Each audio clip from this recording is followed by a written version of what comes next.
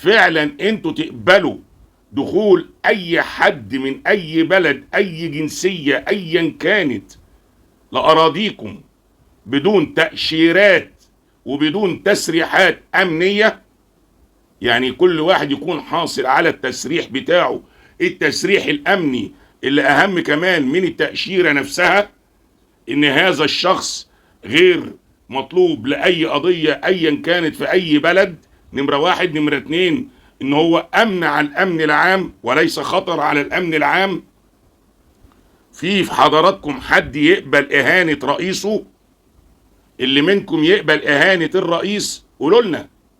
احنا عموما عندنا من يوم ما تولى السيد الرئيس عبد الفتاح السيسي المسؤولية، ومن قبل ما يتولاها وهو خد على عاتقه انقاذ الاراضي المصرية من امور كتير ممكن كنا هنفضل فيها لغاية النهاردة، وهو بيتهاجم هجوم شديد جدا، وعمره ما اتكلم في الموضوع ده خالص، ولا قال انا راجل بتهاجم، ولا في ناس سفلة بيوجهوا لنا سفالة وقلة ادب، ولا انا عايز حق من الناس دي. بالعكس، الناس دي ما زالت يعني بتبردع ولا بتعربد في الاماكن اللي هي موجودة فيها.